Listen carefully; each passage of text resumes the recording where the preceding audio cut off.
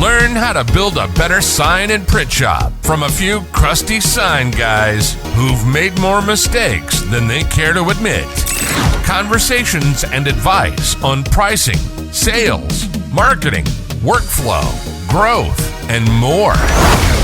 You're listening to the Better Sign Shop Podcast with your hosts, Peter Kourounis, Michael Riley, and Bryant Gillespie.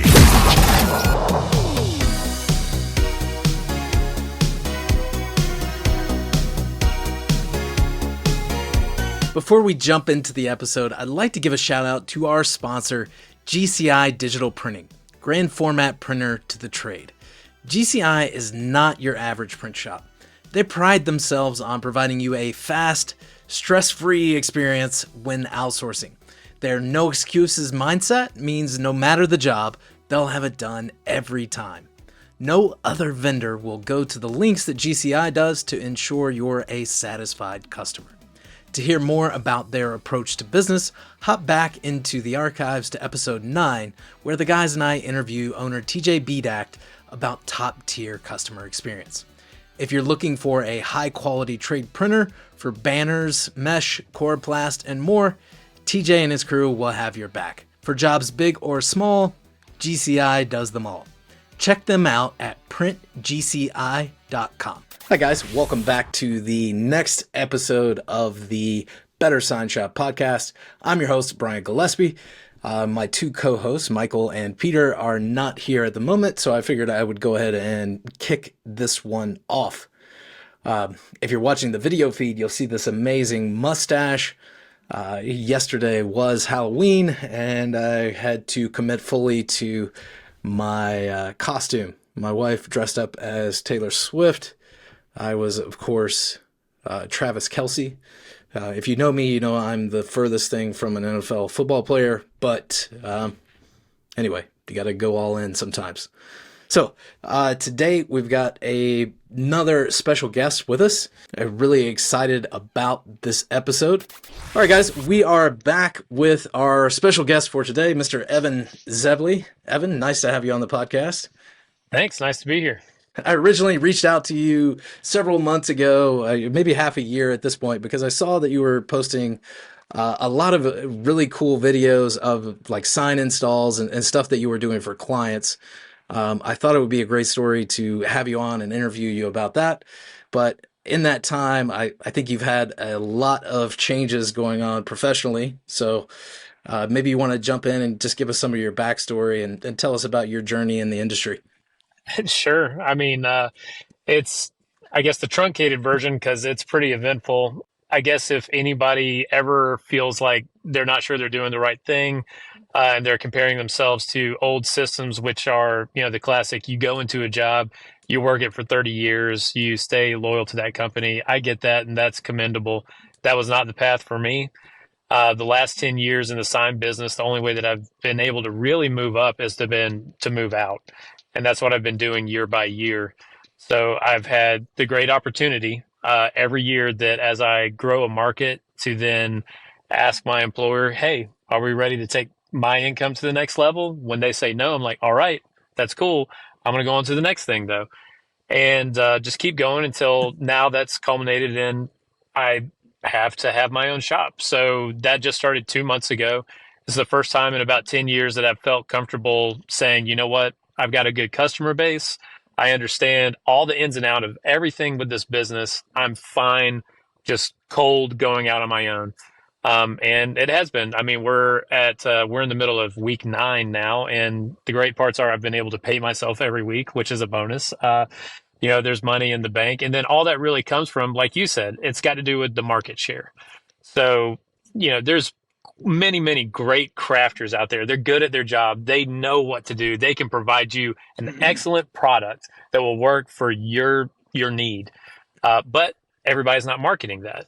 And so I would attribute the whole reason of why I'm able to go out on my own is to just me having market share, for people knowing my face, knowing me personally in my market. Gotcha. So you kind of built your own brand. If we back up a little bit, like, how did you get your start in the industry? or back Oh, up quite a bit, I guess, potentially. Yeah, yeah. you know, I think you said you've been in the industry at least 10 years now. Yeah, it's been about 10 years. So I was, before I got into anything to do with media, I was actually managing restaurants and bars. So I was very much into that life where it's, I'm peddling booze pretty much and making good money. Yeah. And it's a fun time. But I wanted to have a family, and it's not really conducive to having good family time. Close down the bar at 4 in the morning and then take the kid to a soccer game at 8 doesn't really work that great. So I was like, I got to do something different. I had an opportunity to go work for a newsprint publisher, which, if you want to learn about deadlines and working fast and hard like that, that was definitely it. I was the narrow point of the funnel when it came to production design. So every ad that was in every newspaper, every magazine, every book, that all went across my desk. And I think I was working that job for about a year and a half when my sister called me. My sister was working for a farmer in South Georgia that had a sign shop in his farmhouse. And she said, Evan, the guy I'm working for says he's tired of signs. He wants to sell all the equipment and the book of business to us for $10,000. Do you want to get into the Wow. sign business with me? And I was like, well, I guess I think I could be good at being my own boss. Like, all right, let's try it. So she lived in South Georgia. I was in kind of North Georgia at the time. I moved down there to South Georgia, and I remember week one, it was like we've got, the business is already operating, so we got jobs rolling. And I was like, okay, we got this banner order. I don't even really know what a banner is. I certainly don't know how to print it or like what this big machine is. Like, I don't know anything about this. And my sister's like, well, that's cool, but I have to have a baby right now, so I'm gonna go. Oh, And so she was pregnant with my niece at the time, and anyway, well, like she gave you literally, the switcheroo it was then. literally like, okay, figure this out. And I remember the model. We were running a Roland SP 540V, and it's a solvent inkjet printer. And of course, the smell of it, all of that, I figured out, okay, this is how you load media. This is how you use VersaWorks. Okay, I'm printing. Oh, but I'm getting these lines on the print. I don't know what to do. And there's got to be something. And the only solution I could figure out at the time was to sit there and hold the banner as it was coming out. So I was sitting there manually taking up about 150 linear feet of banner, Yeah. just hoping because it's the sign, but they need it tomorrow. It's the sign business. Mm. And that was my For me, I don't mean to stop you there, Evan, but I love that you said that. It just shows how like really into this business you really are, because only a true person in the sign industry could say something like that and know that I have That's had legit. experience that's legit. Like you have been in the trenches. For me, it was crumpled up pieces of tape, a blue painter's tape, like put underneath the vinyl so that it like comes out straighter. Oh And yeah. then those little like Harbor Freight squeeze clamps that you could like put on it so that it keeps it taut and weight. I mean, like that's so funny that you've been there, and I haven't heard too many of my clients or anybody that I've worked with like say that, so I know now exactly who I'm talking to. Oh man, Awesome. I gotta tell you that that began, the whole sign journey, right? And of course, like I said, we're working out of a pole barn, which we had, I Yep. think we started in November. He gave us until January to move out. So I found a little 1,500 square foot spot in a strip mall, and and I remember nobody was available to help me on move weekend, so it was just me moving everything and getting the new shop set up. And I mean, I did it. Of course, I did it because come Monday we have to get back to work, so I couldn't just not do it. But yeah, that relationship with the Roland was a great printer. I will say that I learned how to take every safety feature off of it, how to get it completely taken apart. Like it was like the most manual printer since like a Heidelberg press or something. Like if you weren't watching it and it didn't have media, it was just gonna like spew ink on the floor. Like I needed it to work. Oh, geez. I didn't have money to go Yeah. get another printer. Like that's what I had. Um, Yep. but yeah, it was great. I learned, everybody that takes that step where they're thinking about, oh, I want to go be my own boss, or they look at their boss and they think, man, this person has no I could do it idea. better. I can do it way better. Well, I learned all the things that I didn't know. Like I learned what it meant to be in the shop without leaving, sleeping on the work tables, be there for 72 hours at a time. I learned what it meant to have somebody else making promises that you have to deliver on, and now you're the one that's got to make it happen. I learned about, the stuff that a lot of people don't think about, that, hey, if it's too much work and you literally can't get it done and you've got to pay somebody else to help you, well, the cash flow, right? You got to pay that person, even if your customers haven't paid you yet. And guess who's not getting a check? You. Like, you can't not pay your employee. And so it was a lot of great struggles, but also a lot of great opportunities, learning opportunities to know, okay, this is the kind of person I want to be. I always told myself I wanted to be this kind of a boss. Well, now's my chance to really do it. I always told myself I wanted to deliver this way for my customers. Well, now's the opportunity for me to actually do that. And, we grew. I think the person we bought that business from, they were using it sort of like a tax write-off to just funnel expenses into. They were grossing maybe like $30K a year. It was nothing. Like, they were losing money on it, just hemorrhaging. So we set up a new LLC and transferred, the book of business and all of that. So we didn't take on any of that liability.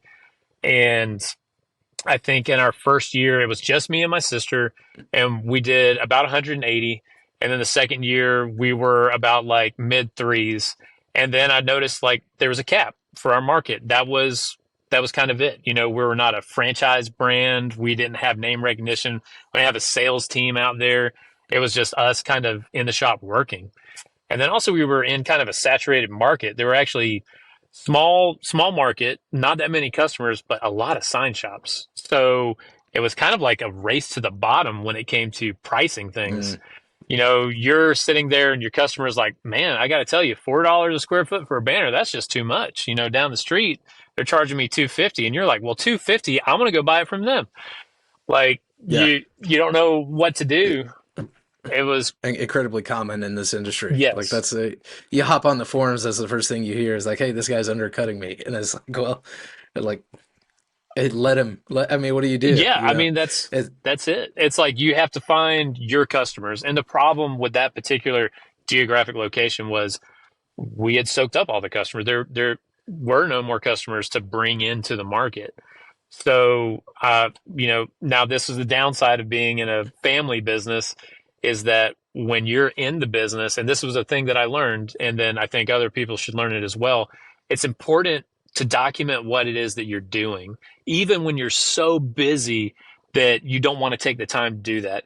The reason is, when you're working for 24 hours straight and then somebody asks you, on what?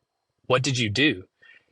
When you've been working for 24 hours straight, you're like, on everything. What do you mean? You can't enunciate it. You can't say, oh, well, I did job for customer A, for company C, for so-and-so B, for whatever. You can't list those things out. Oh, I did payroll. I did this administrative task, blah, blah, blah. So you can't communicate effectively. So that's one thing a piece of advice I definitely learned, is you got to document what you're doing. And then the second is that, and this is just a problem that I personally had, your family may not be this way, but when I had things that I wanted to accomplish professionally, my family didn't hear that necessarily from Evan, the professional. They heard that from Evan, my brother, Evan, my son, Evan, whoever. Like, oh, that's just Evan. Like, he doesn't, no, we don't really have to go into a new market. We don't have to think about what our geographic boundaries are. We don't have to do that kind of stuff. So, and what there's definitely a lot of interesting dynamics in family business. Oh yeah. Well, and this was another good opportunity that happened though, was, for one, a mistake that I made was I let myself, I think a lot of shop operators are used to kind of like, if you think about the tachometer on your vehicle, they're used to operating in the yellow and the red. They don't know what it feels like to just go 2,000 RPMs, because they're going like 6,000 all the time. And I was definitely that way. So I didn't know what my limit was until I hit it. And then when I hit it, it was like, okay. And basically what I said to my family was, I can be in this business or I can be in this family, but I can't do both. And what I'm going to decide to do is leave this business, because I think in the long run, it's going to be better for all of us if I just leave this, don't take any resentment, don't take anything. You guys have the tools that you need, and I'll go find something else to do. And that was really a hard pill for them to swallow. That I think we did talk again, but it took a year before it was like, okay, let's have Christmas. Let's actually have these conversations. We couldn't talk about business for, I think, at least 6 years, just because just the hard feelings that were there. But me leaving that, I was like, okay, I'm cold turkey leaving. What am I going to go do? Just so happened I knew of another sign business kind of where I came from. And they actually weren't in signs at the time. They were only I knew them from doing print media. So they printed newspapers and magazines and stuff like that. And I was like, hey, I see that you guys are trying to stand up a wide format department. Well, I ran my own business for a couple of years. Do you need somebody to help you with that? And they're like, absolutely, come in. And that was when I felt I really got my real introduction to working in a larger shop with larger customers. That right off the bat, we had a 5x10 flatbed direct to substrate UV printer. We had a 5x10 belt fed Kongsberg. I had another CNC that was in a back room. We had our work tables. We were 3M, not just certified installers, but 3M certified shop, so that we could bring our vehicles in. And so I learned all of the procedures, and I learned every single machine to the point that I think it took me 3 months before I could have operators on those machines instead of me doing everything. And just like, hey, push this button, do this, drag this over here. That's all you need to do. I've already got everything designed. Like, I just need you to hit go. And Nice. That was another, again, great opportunity, that you get to work with this big equipment that I certainly couldn't afford, and work with these big customers that it's like, hey, these are awesome jobs, things that we don't think about. One of my favorite ones was actually, have you ever seen the ice vending machines? So, Yes. right. Yes. So there was a local company that they're worldwide distribution. They manufactured their cabinets out of Lexan, and they were getting this printed somewhere in like Minnesota. We're in Georgia. And I was like, all right, well, what's your lead time like? Well, about a month. I was like, what if I said, we're right down the street. We could do the same exact product for you, and we could get it to you in 5 days. And they're like, that would be amazing. I was like, including, we're not just going to print it. We're going to CNC route it to your specs. So all you got to do is just take this piece, put it on your assembly line. That's it. Every time you sell an ice machine, we are giving you something that goes into your process. So now we're a part of your manufacturing. Man. And they're like, absolutely, let's go, let's do it. And that was, that's a great account. That alone is like a $300,000 a year account. And anyway, it's, again, just great, awesome opportunities. And I want to stop talking for a second if you had any questions. Yeah, no. Like, one of the questions that I had was like, did they have all this equipment like waiting when you came in, or like you helped through the procurement of all of that, or what did that look like? No, I wasn't there for procurement, which I think was actually probably a good thing, because I don't think at that point, after only being in for 2 years, that I had enough experience to really tell them what they would need to do and how they would need to scale. And that's why I think it was a great learning opportunity for me, because I went from, okay, roll to roll shop, which we were good. I mean, you would think small South Georgia agricultural town, there's not that many signs to do. There's a lot of logistics, like a lot of trucks, like I would print sometimes, 6 rolls of media at a time. That's how many rolls we were printing, like just for a order. And that's because these things need to go on semi-trailers or whatever. So go from that environment to, okay, now we're thinking about how can I manufacture these parts that go into somebody's production process. I don't think I had a good understanding of that before I arrived at that next company. But the experience that I gained from learning and to what Peter was talking about, every morning I'm in there, cleaning all the heads physically on that UV printer, making sure there's like, I knew, and this if you work in a shop, what your equipment sounds like. Like I still have I think I have PTSD from the Mamaki plotter that I used to run. Like I would hear it move and I just whatever I was doing, it was like an instinct. It's like, a baby crying or something, you just like drop everything and go run. Like, is it about to And yeah, destroy my print? they ruin this this $3,000 job that's I've so I'm gonna have to waste 3 hours reprinting it. it's still to the point that I haven't used that same Amaki plotter in like, I don't know, 8 years. And I still, like, if I hear a graph tech move a certain way, I'm like, oh my God, is the print I okay? Like, I've, um, Yeah, I've done that so many times. Like back in the old shop, we actually did not only signage but apparel as well. So like one area we had like a 60 by 100 building. We had embroidery in one area. I felt like I needed a pair of roller skates because like you could hear something going on with one of the embroidery machines. It was all the way across the shop. And then, like, you turn around and then you've got the flatbed printer.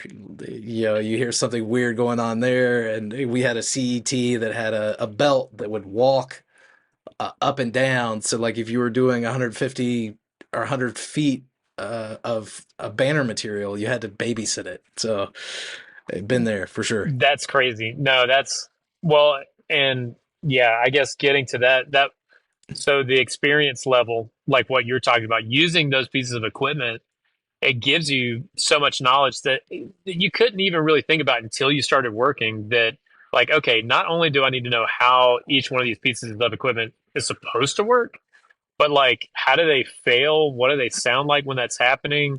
How do I really run these things? And that's the kind of experience that I got working in a bigger shop that was, bankrolled by somebody else. Um, and eventually, again, like I mentioned sort of at the beginning, having the opportunity to grow out of places, which I don't burn bridges. I don't do that. So it was always leaving with good relationships that I could still have referral partners as I moved along. Because Uh, that's important. well, I'll put it this way. One of the things I thought about when I was at that shop was, I was like, you know what? I think I have an opportunity here that I could do a lot of great things at this shop, but in what areas can I grow? Like, I'm good at production, so that's an area. I actually am very good at design, so that's an area. But like, what are the caps on that? Who are the designers I know? Who are the production people I know? How much do they make, and what does that look like? And then it was like, okay, well, what about marketing? What about sales? And I was like, I will tell you this: my dad has been a salesperson my entire life, and I always told myself I would never ever going to be a salesperson. Like, I do not want to do that. But Yeah. that, of the options I was thinking of, that was the only one that I was like, oh, you know what?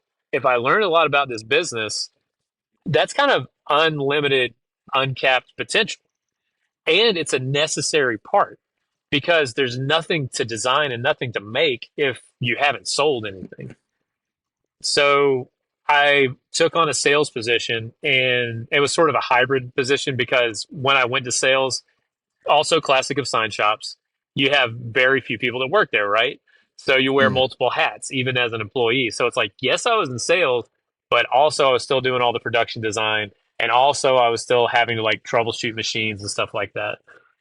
And I was like, look, you're holding me back from being able to go and do sales. So I can't even focus on this job, like, to see if right. I'm any good at it or not. So I ended up taking another job. And the next job was actually running a fast signs, which was, again, a unique learning opportunity, because it was small. I want to call it like mom and pop, kind of like what me and my sister had, where it's roll to roll. There's, I think, including me, 4 employees, but it comes with that corporate name.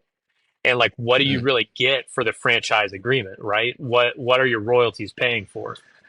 And it also allowed me the opportunity to learn a lot more about operations. And before, it's like, I knew money was important. I knew, like, oh, but we're making signs, so we're fine, right?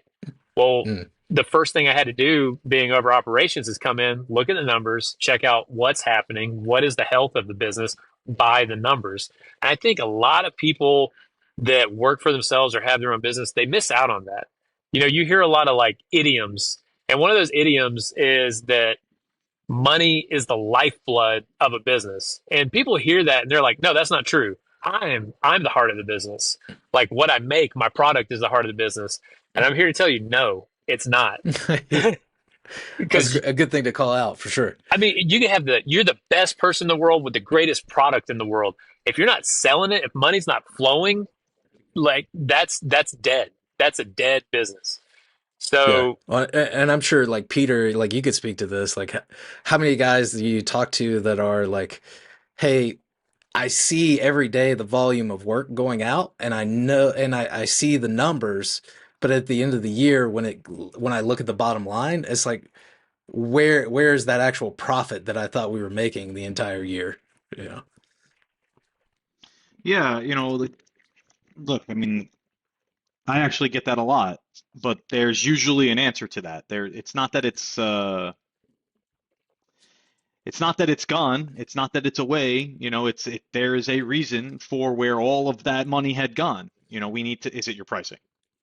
Are you charging enough for your time? A lot of times that right there is where most people go to, but actually I have a very interesting topic to talk about here, and this is something that is kind of on this path here of where does all that money go? Where does all that time go? So I was in a seminar recently, and it was a home services seminar, and quite honestly, home services is probably one of the easiest areas to sell hours. Okay, because it takes you 5 hours to do a repair. This is our hourly rate. It's great. It's it's super easy math. Uh, in a lot of areas that makes a lot of sense. But what happens is that in the sign industry, because we don't quite have a service that takes certain hours, you have to calculate how many hours a project is going to take in different departments, right? So in a lot of areas, in a lot of shops, it has nothing to do with the knowledge of your billable rate, but maybe not charging the right amount of hours. So when you're talking about profitability and like I'm wasting all this time and I'm okay, well, what's your hourly rate? It's $200 an hour.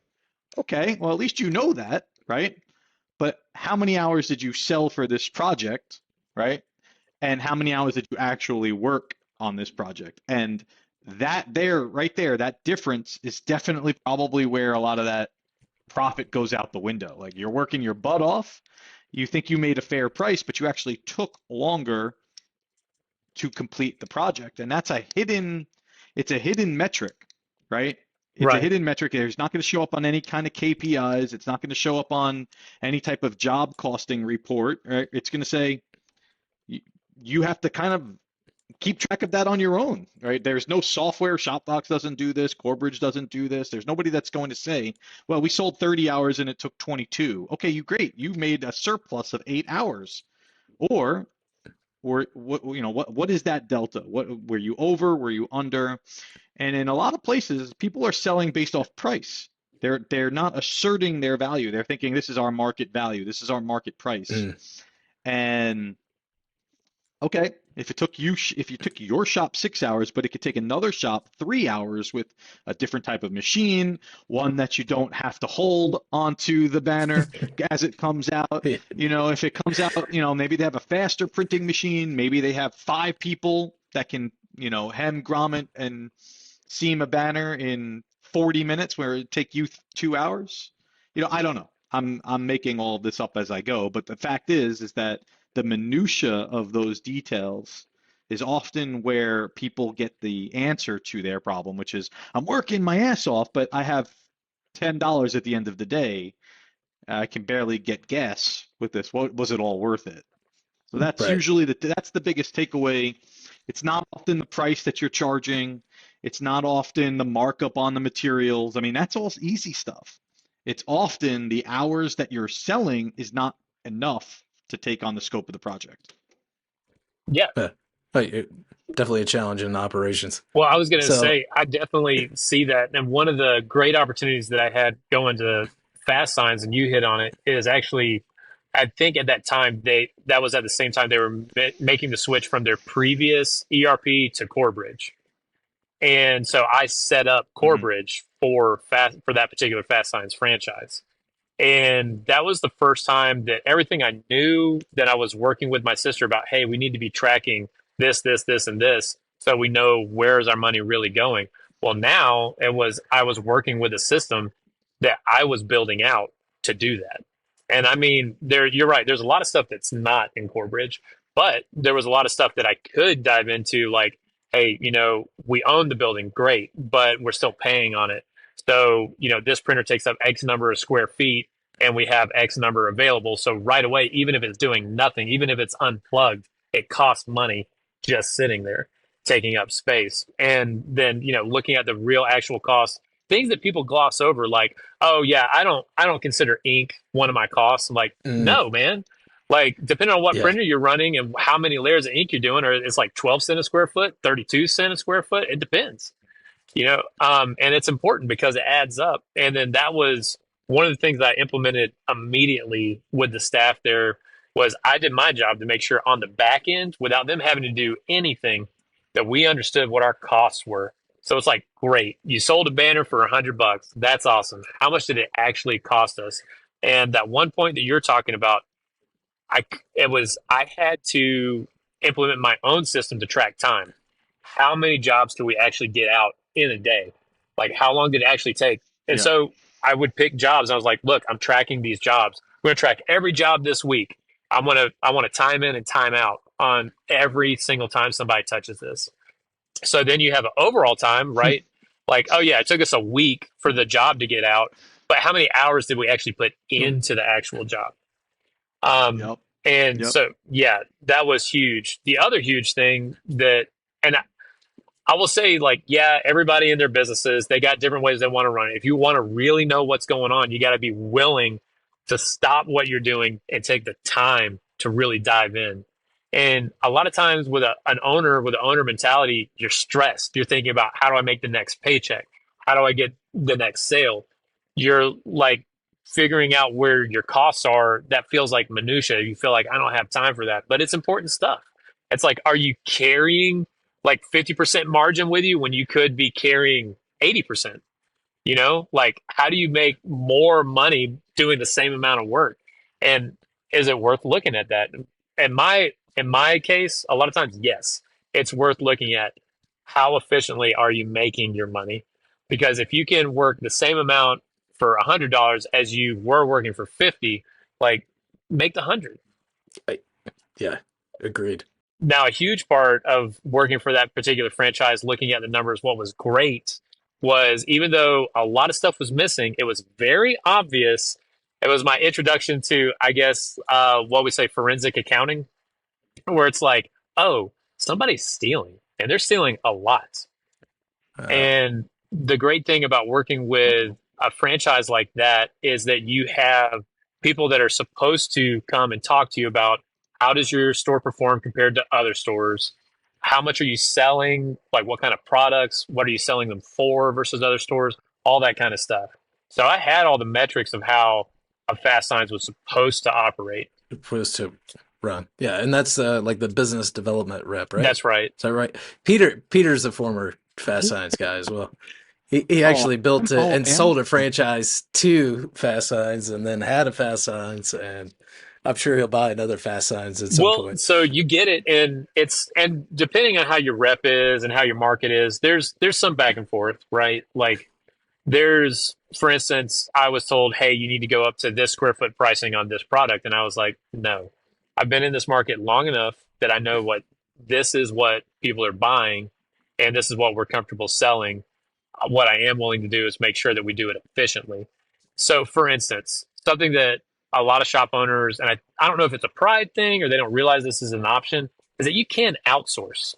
You don't have to do everything yourself with your equipment. For instance, let's say like 100% of your workforce is working on this job for your biggest customer. Meanwhile, you have other customers that still want stuff. Well, guess what? You don't have to work second shifts and third shifts to try to accommodate everybody. Sometimes the cheaper solution might be just buy it from somebody else and sell it to your customer. Make a smaller margin on that, but you're going to make more money and have a happier customer than if you were trying to do it yourself and overworking yourself and your employees. That is an option. But anyway, it was pretty easy to step into this particular franchise and see, like, okay, we're underperforming by about 70% compared to other stores. A huge part of this is somebody stealing. So we're getting rid of that. We're doing employee turnover. I got very, very lucky. I was able to get a great in Fast Signs, that front desk person, we call them inside sales. So I had a great Yeah. inside salesperson that, and I will say this, a lot of my restaurant training came in great out of Fast Signs because I already could speak corporate and I understood when you're on a grill line, you have grill operators and they're each stationed in this particular spot. They can all do everything, but if you have somebody in slot 1, it doesn't make sense for them to come over to slot 4 and then do something for that person. They can work in 2, but not in 3 or 4 because then you're losing their efficiency by taking them too many slots away. So in my Fast Signs operation, it was like, look, you're inside sales. You're going to help bill customers, talk to them. I'll let you get a little bit into design and understanding how manufacturing stuff works, but I don't ever want you in manufacturing. All I ever want you to do is be here, taking care of customers Yes. and possibly assisting with design. The designer, their station too is like, okay, you're going to answer the phone sometimes. That's just a thing that's going to happen. I know you're not going to be as good as our front desk person, but it is going to happen. You're not going to manufacture, but you're going to know how to run these printers so that if the manufacturing person can't do it, you can. I don't want you installing. That's not your job. You stay right here. Same way, manufacturing person. All right, you're going to understand how to run these printers. It's not your main job. Your main job is to put the science together, and it keep going down the line that way to maintain these efficiencies in personnel. And what really, though, made it a successful franchise was going from being completely in-house to having me. Once I had the team set up, that freed up my time to go be an outside salesperson. Then at that point, it was like, okay, great. We're running what we need to run in-house. We're manufacturing the things that we're good at manufacturing, that we make a high margin on, like banners and vinyl, that we have installation services that we're comfortable with doing. Like we're comfortable with doing these types of wraps or these types of decals. Not every wrap, not every decal. And then I'm able to set up my vendor list of, all right, who's a good wholesaler that I got somebody because of the name that they were like, hey, I need to have a sign cabinet. I don't make sign cabinets. Like I don't put, electronics. I don't do ballasts. I don't have a crane. I don't do metal fab. Like we're not set up for that, but I'm going to sell it. And then those projects, of course, that's when I really understood, okay, you have different projects with different lead times. So, all right, I'm gonna stop you right there. yes. I'm gonna stop you right there. All right. A lot of times when we bring on guests here, they're super excited, but they talk, and I have so many notes Yeah. here. I want to stop Yeah. you here because this is an interesting piece of the puzzle. Now, personally, I'm vibing you right here, Evan. Not to the point I want to date Okay. you, Okay. but like to the Maybe point if where I got my mustache back. Yeah. Yeah. I'll leave the mustache talk for you. Okay. Brian. Okay. Like, All right. you guys got some hell of a stash going there. But for me, you would make an excellent business partner for me, right? Like you have this do whatever it takes mentality. I think you're more of a hunter than a farmer, but I think we're going to hear more about your farming abilities here in just a bit. But you do come off as that never say no type of guy, right? Never say no type of guy. We're going to find a solution. Like you're a solutions hunter. Right. To me, and I love that because that I echo that. I'm a solutions hunter as well. But I want to ask you a question. You just mentioned like you don't have a crane, you don't get into like metal fab or whatever, and that's not okay. So I'll put my Fast Signs hat on for a minute. That is not the Fast Signs' model, right? The majority of their centers, they don't practice this area of sign making. They use their vendor networks. They outsource. I was there. I've been there, and I've done that.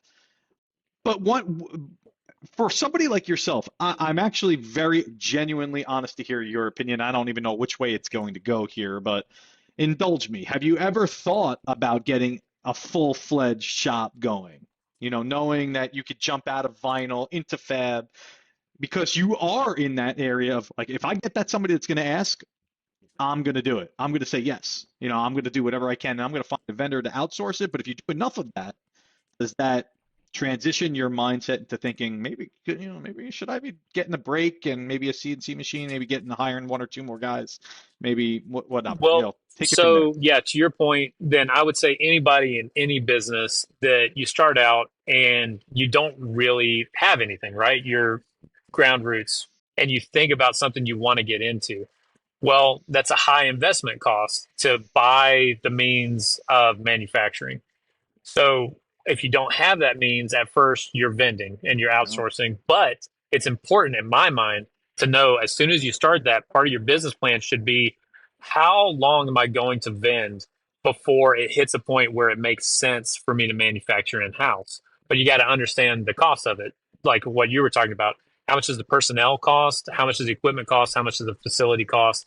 And what are the other unknowns? Like what's your buffer range for what's going to go wrong? What kind of maintenance you got to do? All that kind of stuff. So now to answer the question more directly, of course, yes, I've thought about it because I am a very analytic person and I'm one of those weird people that, you drive down the road and somebody's like, oh, you know what would be really good right there? A popcorn shop. Then I'm like, okay. And I immediately in my head am like, okay, what's the business plan for a popcorn shop? How does it work? What's required to do that? What is the market like? What is the support? Who else is already doing it? You think of your SWOT analysis, blah, blah, blah. But this is all stuff that I didn't know before I got into the sign business. The sign industry has forced me to learn all of this for me to be successful. And I think a lot of your questions too. Say that again. Yeah. Say that again. and scream it from the mountaintops. Please say that again. So Yeah. This industry taught you what? Being in this industry taught me that it is important to really understand your business, not to think that you know everything, to be self-critical, to be able to take advice, to look around you and think about how can I do this better? You're not the king of the hill. There's always opportunities to be better. I love watching sports documentaries, and not because I'm a huge sports person, but because I do have some of that competitiveness in myself. And it's not necessarily that I want to knock somebody off the top. It's more for me, how do I get to be better than they are? What is it that they're doing that makes them so successful? And how can I do that? And what is it? And what you're talking about find the solution. Yes, I do that for my customers, but I have to do that for myself too. Like, be willing to say, like, okay, I was doing it wrong. I had the wrong mindset. I talked to my employees the wrong way. I didn't have effective communication. I thought that what my highest profitable product it's just incorrect. Like, my best product is actually this other thing. I thought this was a great way to make money off of installations. Turns out, no, because it's taking my resources from somewhere else. It's being able to really, number one, analyze, watch what's going on, measure it. And number two, be willing to accept the data that you're given. Like, it's not working. I was doing it wrong. And then figure out the solution. What do you have to do next? And sometimes that takes an advisor. That takes somebody from outside, right? That takes somebody in a network. Sometimes the answers are obvious. In my case, I was lucky enough to being somebody that had let me just put this out there. I don't have a college degree, okay? I went to high school. I graduated from high school. I was told I needed to go to college. All I got from college was pretty much debt. I had to start working to provide for a family that I wanted. But that doesn't mean that just because you didn't go to college, some of the best people that I work with, they are some of the most stereotypical Southern country boys you would ever know, but they know how to run their business efficiently. They have internalized the numbers matter. And so they look at it every day. But I hope that gets to some of what you were talking about, Peter. As far as growing, that was the next step in my journey that actually I left Fast Signs, that Fast Signs franchise, to go work for one of the vendors that I was selling for, because I was selling so many lighted cabinets and digital displays that they were like, you have got to come work for us. And they took me on as a business development manager. Poachers. Yeah. But I mean, I don't burn bridges. We left on, good business terms. It made sense that, the franchise wasn't able to offer me what the other company was. Yeah. Hey, I still referred business. I Yeah. look, I don't talk bad about places I work Uh-huh. for. Yeah. And then so I worked for this company, and I went from working, including me, five people, to working in a manufacturing sign shop where we had 40 employees. And we were at the time, I think when we came on, about 5.5 million a year gross. And I was not even a salesperson, but I think that year that I worked there, I sold 1 million. And that was because Oh of the wow. opportunities that were there. Like, I learned what my skills are. To your point about being a solutions finder, like the hunter versus the farmer, I love being a farmer. That's where I feel most comfortable. However, my boss at that job, he gave me this analogy. He's like, Evan, you're like one of those prairie plains hunters that you see something that's out there like 400 yards away, and you're going to dedicate all your time and your focus to hit that one target. He was like, I am more like a rabbit Wow. hunter. I see something move next to me and I shoot it with a shotgun, and it's done. And I got it. He's like, but I used to not understand the value of somebody like you until you sold the biggest job we have ever sold in the history of the company. And that's from taking the risk, talking to people, finding solutions, not, no, we can't do that. Like, let's figure out a way to do that. And so it Sure. was fantastic experience working in that. And if for no other reason, eh, Well, I loved going and talking to the guys in the shop every day. I would walk back there, make sure that they understood, like, yeah, I'm on the sales force. Yeah, I'm technically your boss. But what I want is to figure out, what do I need to sell that's going to make your job easier? Because ultimately, I want to give the customer a great product that they love.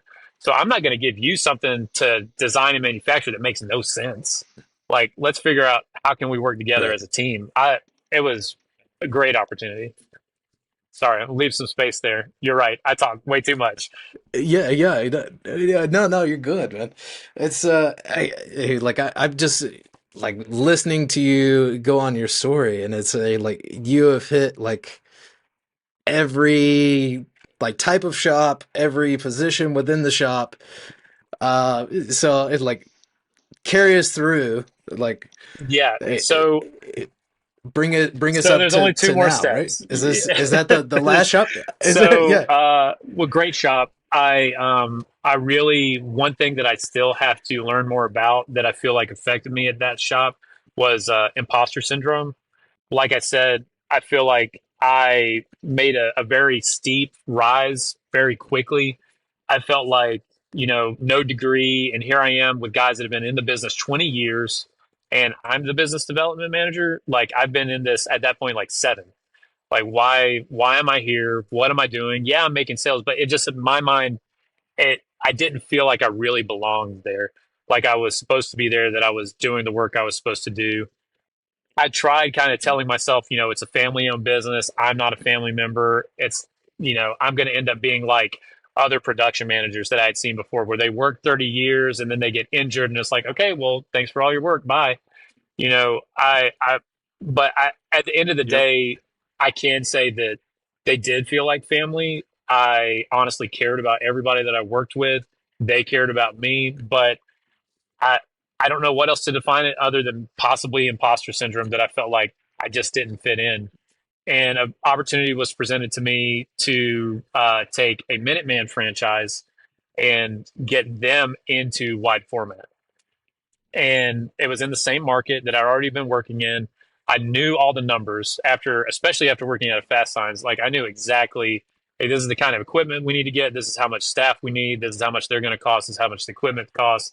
This is with your brand and you taking things in house. This is how much money we can expect to make in the first year. I had the whole plan, and I went to that. We were on target. We started with roll to roll. We started off site because there wasn't enough room for us to be at the main location. My goal was, I wanted to do 160 k gross that first year. We did 180, and that was with only me as the wide format employee. So I was the salesperson, the marketer, the designer, the production, the installer. Like, yes. Doing all of it. Now, hey, like coming into this one, did you like negotiate for equity in the So that business, was or hey, like were you having those conversations? Because and I bring this up because like some people in the industry are just not made to Right. be owners.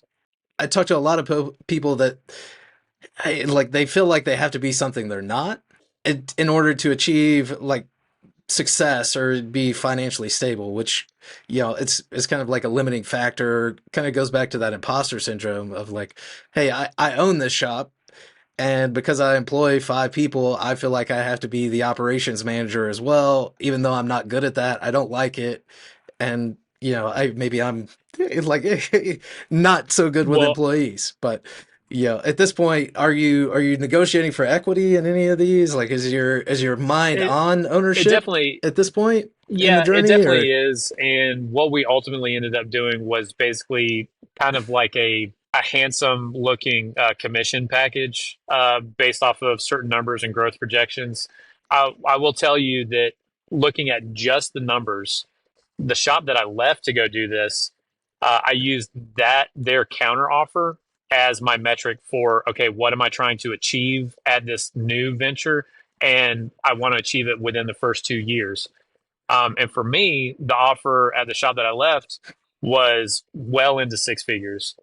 And so I was like, okay, so going to this new thing, like, here's my base pay, here's the commission schedule.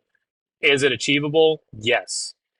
What I did not account for, though, is that when you are not the owner, meaning you are not the one that is ultimately making the financial decisions, that I found a new trap. I'll just say that I found a new trap that I didn't know Mhm. existed. And that trap was Evan is a really great worker. He can run 5 of these machines at the same time. So why don't we just buy more machines and let's make Evan run more stuff? Now, what they did not understand, I could not get them to understand, was for me, it was like I was a truck driver and they bought another truck. Like, how am I supposed to drive 2 trucks at the same time? Yeah, yeah, right. Like I was my output potential was capped because I even when we grew a little bit more and we got a direct substrate machine, we got a new facility, we got a flatbed CNC, we still had the roll to roll stuff, of course. I was still I did get one employee. We found a unicorn. He was magical. He was amazing. He had some design experience, had grown up in a print shop with his grandparents. So he knew the work that was required and he caught on. Like immediately, I could show him everything about the Quick. machines. But even then, I was on a leash, but this leash was not a leash of no, I don't want you to go out and sell to those people, or no, I don't want you to go spend money on marketing. The leash was we can only produce so much because we are capped by our personnel and we are not willing to hire more personnel.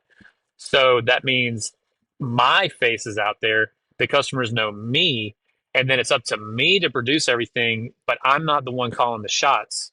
So that's why And you're doing the selling and the production, and like, yeah, there's only so much of and Evan to and go around, obviously. and I started What do you get? thinking Yeah, about leaving, but I wanted to negotiate everything first. And I was like, look, what would make sense for the company is actually take me out of anything to do with production. Like I could be, an overall department manager to review performance and look at numbers, but really I need to be out selling so that will really make our company grow. Unfortunately, the offer that I got for that was, well, if you're outside selling, I want you to be commission only, and if you're commission only, I want you making 10%. And I was like, that is ludicrous. I could literally be your wholesale customer and make at least 40%. Why would I work for you for 10%?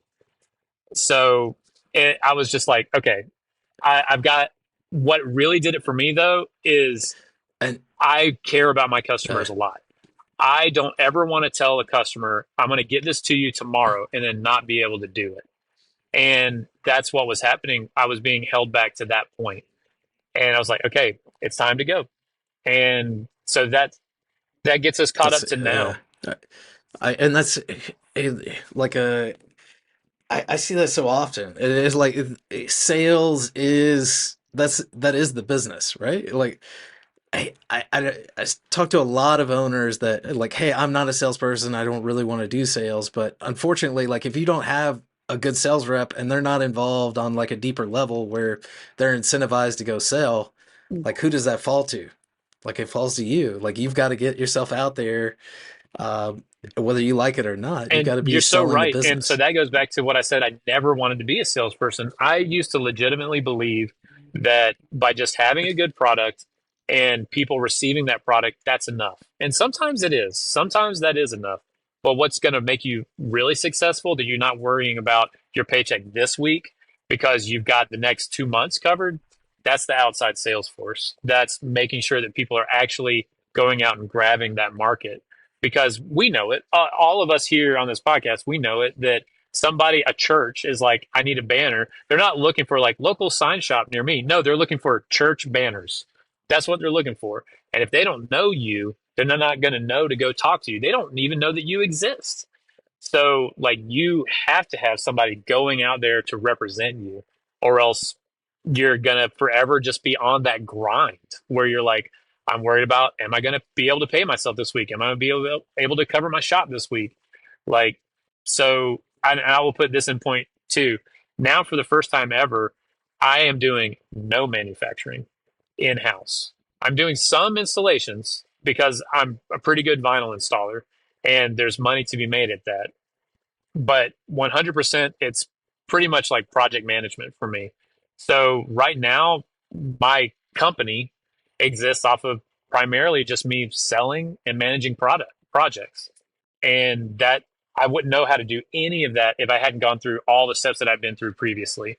So I operate as a one man company the same way I do with like Yeah. a 40-man team, that I have all the same structures in place that I consider, I call it to myself, I call it dummy proofing it. So it's like, all right, Evan, you idiots, here, this is what you're supposed to be doing today. Like I have those meetings with myself every morning and every afternoon. What do you have to do today? What did you accomplish today? What do you got to work on tomorrow? What's your schedule like?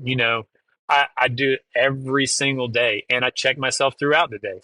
Like it's just necessary, the same way that I would with an employee. I just have to. And sorry, Peter, you were making some motion, so All right. Hey, no. Yeah, I No, think he I was like giving it. you like the like, I like hey, it. like this is it. I like it. I think, I hey, personally for me, this book never yeah. leaves my side, so the pages of notes throughout the day, task lists, that never leaves my bedside. So the day before, it's email getting sent out, payroll being done, bookkeep. Today is the first November when we're doing this podcast. Today is the first. So this morning it was reconcile Right. my bank accounts, from October, classify all the expenses, make sure all of our sales reports are accurate. There's a lot that a business owner has to go through, and I'm so happy to hear that Evan, you've experienced the employee side with. I'm going to jump into this business side now, and you're still learning that there's more that to a business owner's life than what employees see, right? What employees see is that they may say, this guy's making millions, and yet, you're the hey, last person to get paid as an owner. I want to kind of transition this conversation a little bit. I want to learn a little bit Mhm. about your methods. I personally, I've like I've said before, I think that you're like the exact type of person I look to partner with getting into the sign business. So I'm eager to hear your responses to just, what are your methods to getting new business? How do you go about that digitally, organically? Are you hitting the pavement? I want to hear your methods for those sign shop owners out there that are either listening or viewing in.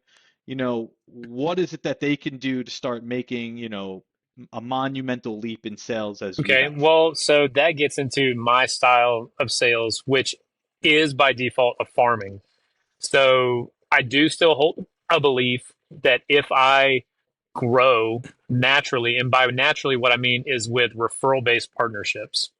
So one thing that I didn't talk about is Business Networking International. I was the president of a local chapter of BNI, Nice. and I that was where I Cool. really learned the importance of working with other businesses to refer business to each other. So just imagine kind of creating a club where, hey, this person's an accountant. They don't need any signs, but I talk to other businesses all the time because other businesses always buy signs. So When they say, hey, do you know a good accountant? Guess what? I'll be like, yes, my guy right here. And then guess what? In turn, your guy that's the accountant, when a new business comes in and says, hey, do you know a sign guy? Like, absolutely. He's right over here. Let me tell you the best sign guy that I know. Now, what that's transitioned into is that now I'm active in 3 chambers inside of a geographic area that I'm comfortable providing to. And I say that because after having drive, you drive, cover a certain area, there's only so much that you can really do and get to in a day. And between these 2 counties, it's all the business that I need right now. That's for sure. Now, in one of these 3 chambers, Yeah. I actually hold a board seat, and I run a group that we call the Leads Group, and it's a referral-based networking group. And what that is again, just getting a group of people together, educating them on, hey, this is how you become referral partners.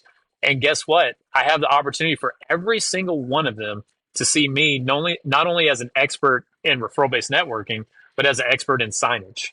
And they see me every single meeting. And I will tell you that me, quote unquote, growing naturally, which is every time I'm in a business situation, I just show up. I am myself. I always get at least one request for quote at any event that I go to. And it's not because I'm asking for them. It's because people know like Evan is the sign guy. So I'm going to ask it. My birthday was last month, and some other people saw like, oh, happy birthday, Evan. I was getting messages, oh, I need a sign. And it was just like, so, and all that came from just, I tried to make myself known. When you first start, it's like, who are you? And you're like, oh, I'm Evan. I make signs. And then I just said it every single time. It took at least a year before then everybody was like, oh, Evan, the sign. I would literally get stopped walking down the street. Yeah. Like, you're the sign guy, right? I need something for my business. And that came from it. I'm sure The mustache. that was how the mustache actually started. I was like, I need a gimmick. I need something that people will recognize. And boy, did they recognize it. But I mean, so that came from, I learned about like, what is my kind of marketing, right? And now, especially when I took the leap into, all right, now I'm my own business again. What I thought going into this, okay, what I really want is to have an online, like web-based sales platform, which I still want, but I thought that was going to be the primary source of my income. It's not. It's not at all.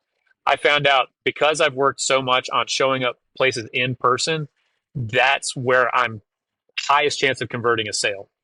And the sales happen. If I'm showing up and I'm talking to somebody, I'm not even considering, is this a qualified lead or not? Because I want to say this, like, I've tracked it.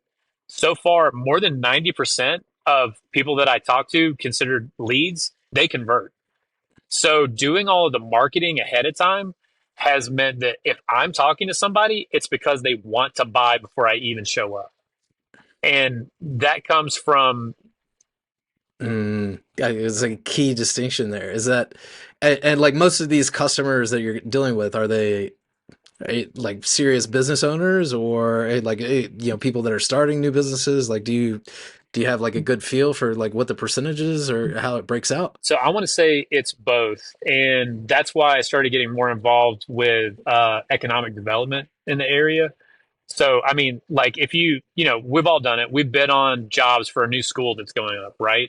If you consider the cost of that school, like say it's a $10 million school, the signs like are almost like inconsequential, right? It's like maybe 50 grand worth of signs, maybe 20, depending on what they need. And it's always an afterthought as well. Exactly. Yeah. There's not a signed schedule in the blueprints. You got to figure it out yourself. You got to count the number of doors for how many ADA signs you need, all that kind of stuff.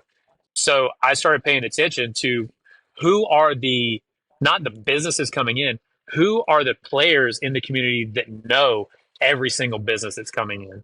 So now I know the board of commissioners. I know like the developmental authority people. So when they can see me doing good works and I'm providing for the customers and I'm getting good feedback, because I always thought that's very important. I'm not just the slick back hair car salesman that I'm like, hey, just drive it off the lot because that's all I care about. No. I need these customers to have a good experience so that they tell the next person.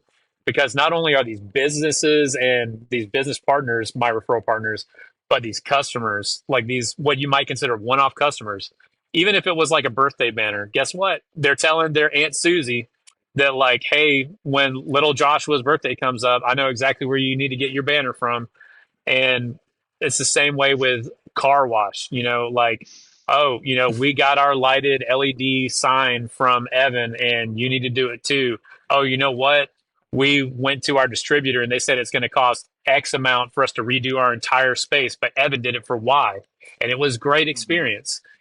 And so I've had enough time in my market now that I've gotten the reputation. But now the effort is constantly exerted on maintaining it. So I guess the question about getting new business is a lot of times I don't personally go get it.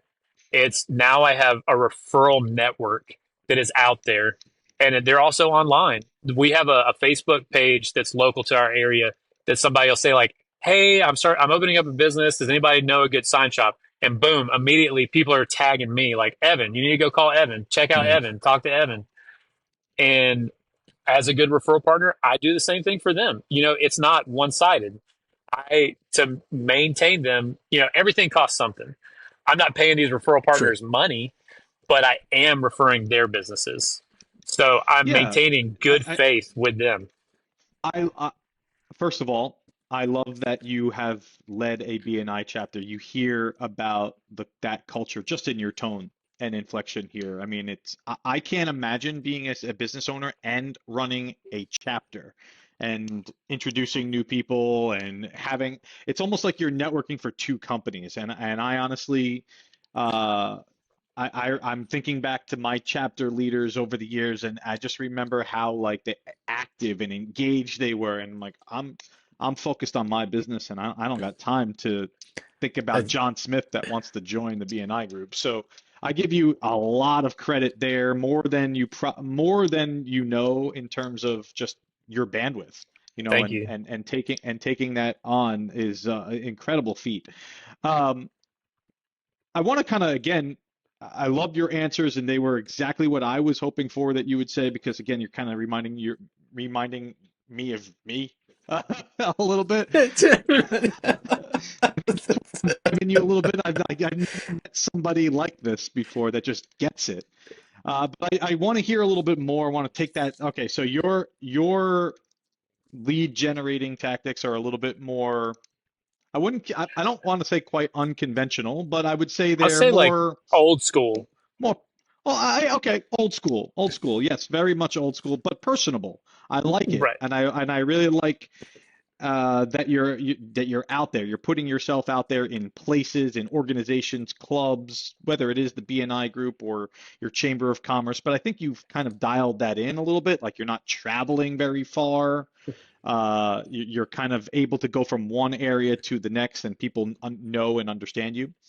I want to kind of take that though to the mindset that you have as an owner.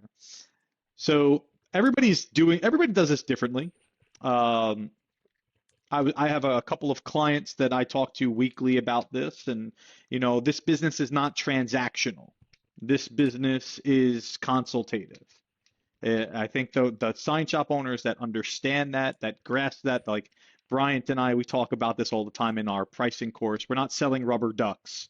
This is a custom made project. This is a project that takes time, understanding. It needs communication. It needs to understand the goals, the vision. What after this is all done, what is it going to do for you, Mr. Business Owner? I mean, there's a lot of consultative nature to around what we do.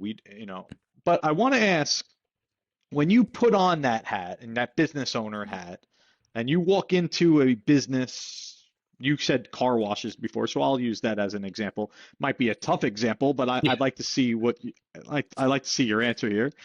You know, how do you put yourself in the limelight? How do you put yourself in the eyes of a car wash owner? Again, it could be a salon, it could be a restaurant, it could be anybody. But how do you put them in the purview that you're the expert, that they should listen to you, and why they should listen to you, and how do you start building value there? with that type of owner that, again, you don't know their business, you don't know what they do every day. So how do you supplant yourself in that mindset? So I'll say, and I'm just going to kind of go through this scenario, and I'll also preface it with, again, I don't consider myself a salesperson necessarily, but I've found out that I can cold call. And my method to doing that, like let's say no referral, I walked into a place, maybe it's like a restaurant and I'm having dinner there with some friends. And then it happens to be, because this happens, as the owner walks by and like, hey, how was your meal? Hope everything's good. Some manager or something like that. I was like, hey, it's doing great. Oh, by the way, I noticed that like one of your signs out front was like somebody ran over it. It got hit. And I just want to let you know, like, I'm not saying you got to use me. I just want to give you a card. If you ever need an expert to talk to, somebody like, I understand nobody knows how much signs cost.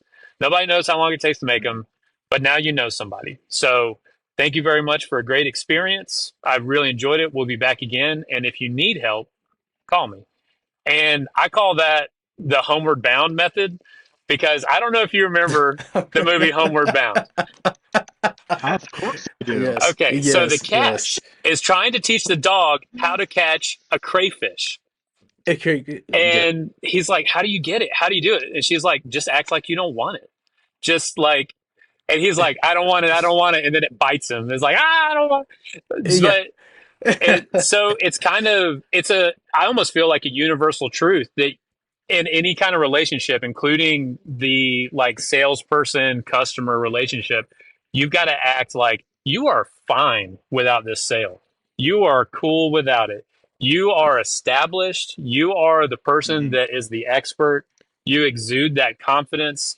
You are comfortable talking to that person. I did not used to be that way. I promise you. I used to not, at the end of a conversation with a potential customer, I wouldn't say, hey, can I quote that for you? I would not ask that. I ask that now. Yeah. I mean, it's so important. And especially when you talk to, I think some people, again, we were talking about imposter syndrome. I think some people sell themselves too short. They think that they're talking to a customer and that they're down here and the customer is up here. And, oh, this huge successful business, like, please, sir, just, if you need anything, call me. Like, no, they're a business person. They operate in transactions. Like, tell them, I want the opportunity to quote this. If you feel like I can provide that, would you mind giving me the opportunity? I've never had anybody tell me no. I've never had anybody say, I love the ask. It's just, nobody has ever said no. Like, we're not going to give you a chance. Yeah. You just skyrocketed to one of my favorite guests at the very top of the list. Better than Maggie's quote. I love the way you asked for the opportunity. I love that. I can honestly say I've never done that. And I don't know many people that have done it. My old business partners don't do it. Even my best friend who owns a sign shop right now certainly doesn't ask like that. So Bryant, when you're putting together the title of this podcast episode, you know what I mean? Like, yep. That's got to be considered to be the title here. Like, asking for the sale. I have never heard anybody genuinely or just asking like for the opportunity to quote. Yeah. That's it. I mean, I get it. If you're 100% in a sales position, you're not going to make every sale. It's not going to happen. We know that. But having the opportunity is important. It's that old adage that you miss 100% of the shots you don't take. So it's like, it's your job. Why are you not taking the shot? Do it. It's important. Like, that you're worried about your paycheck, your employee's paycheck, whatever. Take the shot. It's your responsibility. It's your job to do it. But I think once I got past that was cool. I still have a little bit of like, the reason that I network is because I even still feel like there are levels, but now hanging around these people all the time has made me feel a lot more comfortable about like, okay, I am normalize exactly. It a bit. It's like, look, hey, Commissioner so-and-so, hey, that birthday I told you about, all three mayors of the local 3 cities that I network in, they were all happy birthday, Evan. So it's like, that's such an important thing for me of like, yeah, I heard you going on about like, hey, the BNI group, like you explicitly cultivated like, I know these are going to be business owners, these are people I want to be around, and you're Yep. just there showing up. Like Yep. that's probably 80-90% of it Not, is being there more and than being that, around. Even more than that, it's fostering new relationships. Like I bet you it's the same people, not always the same people showing up to those meetings, but the same familiar faces. And what that presents is, hey, we're here for a reason. You know, you may not have a need this week, but maybe it's 6 weeks from now, and I'm getting a chance to get in front of you, and you're getting a chance to get in front of me. right. I mean, I'm sure you're in that BNI group. You got plumbers and insurance agents and all sorts of things. And when the need arises, you have a go-to. You have a go-to. It's like you have your guy. You have your guy. And right now, Evan, you are my guy. Yeah. Well, I think we've definitely gone a little longer than I'm we sorry. intended here, I but I talk mean, this has way been too much. no, no, no. This has been a great conversation. I'll agree with Peter that I think you've been one of my favorite guests so far as well. Thank you. Thank you. Um, yeah, we kind of usually end these with a transition to the future. So, what does the future look like for you, Evan? What does the future look like for your business? Sure. I've got two next steps kind of vying to be step number two. And that's either taking on some of the manufacturing because I'm not 100% getting everything that I want from my vendors, and also continuing to build on the success of vending my sales by means of having online sales. And the main purpose of that would be to take items that, yard signs, banners, high margin, low cost, pass through things that even if I can make something as low as $20 a day profit, great. That's $640 a month that I made from me not having to take the same amount of time that I sell somebody like a billboard to sell $100 banner. It's worth it to give me some relief to sort of automate that a little bit. And then plus, that also has a lot to do. We haven't talked about this. The company, since my name is Evan Zebley, then my company is EZ Signs. So it just makes sense for the Easy brand. Hey, it's easy. Uh, Just go online and get it. uh, But anyway, I've got those two Yeah. things going, and I imagine they're probably both going to happen at the same time. I gotcha. Yeah. A lot of Oh yeah. irons in the fire. Are you like are you looking to like with your online sales, say like just to step into that for a moment because it's a very interesting topic for me and one that I see like a lot of owners want to step into. And it kind of difficult with stuff like signage because it is Mm-hmm. custom, even within a banner, how do you do that? But like, are you planning on like marketing that to a wider audience, or is it more of just like, hey, I've got my area that I serve. I may not be able to come out and talk to you for $100 banner, Mhm. or like if you need something quickly, like just log on.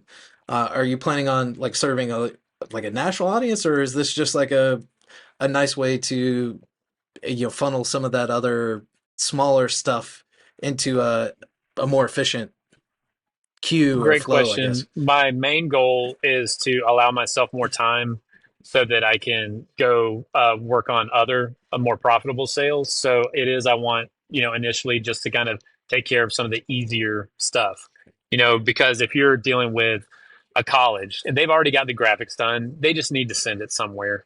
And if they send it to a custom sign shop that they have to go through a salesperson, it takes 3 days to get a proof back or whatever. It's like, why did I do that when I could have just gone to Vistaprint and printed it right now? So I want to have a solution right now for my customers. And I do want to let it grow naturally. I believe it will grow, but that's going to be again through referrals. Two of my favorite sales that I made while I was at Fast Signs. I was at Fast Signs when COVID happened. So I took that particular branch from that 300,000 a year to 700 in that 1 year, and it was during COVID. And while all the other owners were like, "What do we do?" I was like, "We're going to make some social distancing signage, the thing that everybody does now, right?" Well, there were a couple people Yeah. inventing fire at the same time, and I was one of those people. And I was like, "Look, We have statutes that the state sent out. We're going to make these things that let it be known that's going to help your operations. And immediately I had local companies, manufacturing companies. They were like, hey, this is great. We want you to make it for our company here, our company in Pennsylvania, our place in Quebec, and our place in California. And now I have connections with the managers of those operations. And they're like, where did we get these from last time? Who does this stuff? Oh, yeah, Evan does it. Yeah, it's So, that guy. Yeah. So it's just naturally spreads. Yeah, great. That's right. And Yeah. I believe that I believe this, and it's anecdotal, but it is true for me, is that you just try to be kind, even in like a semi-cutthroat business. I don't talk bad about other sign shops ever do I do that. I might defend myself sometimes, Sure, but as you have to. But yeah, be kind to everybody that you can be kind to, and just do the job that you say you're going to do. Just do it. Fulfill your promises. Never overpromise and underdeliver. So I believe that, I have been able to grow just because of really those two things. Yeah. Well, great, man. I look forward to seeing like the online solution that you come up with. And also, like, I want to hear back with where you land on like the manufacturing side, because we've got. I'll see if I can find the episode for you. There was one guy that we talked with in depth about, like, hey, should I be doing manufacturing? Should we get into that? Should we not? Very interesting topic, and it could go either way. More of like a personal preference thing as well, whether you want the headache involved with that as well. But if I could find the right person to run it for me, that would be the key. There you go. Excellent. Well, Evan, I appreciate you joining us. Again, I think one of our favorite episodes for sure. Pete, any parting shots before we wrap this one up? You took the win from my sales there. Yeah, Evan, thank you for being here, making the time. I know you're in your car, and I'm sorry for disturbing your day if we did, but it was a pleasure meeting you, and I do look forward to seeing you here on the show again. Wow, thank you very much, guys, for the opportunity, and thanks for hosting me in my car. I apologize. Yeah. So it's all good. You got to get done. Hey, work in the office, man. That's all good. Thanks. All right. We'll see you. Thanks. All right. Thank you. That's the episode. I hope you enjoyed it. I'd like to give one final shout out to our sponsor, GCI Digital Printing, grand format printer to the trade. GCI is not your average print shop.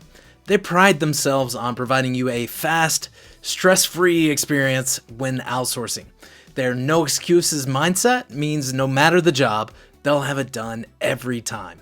No other vendor will go to the lengths that GCI does to ensure you're a satisfied customer.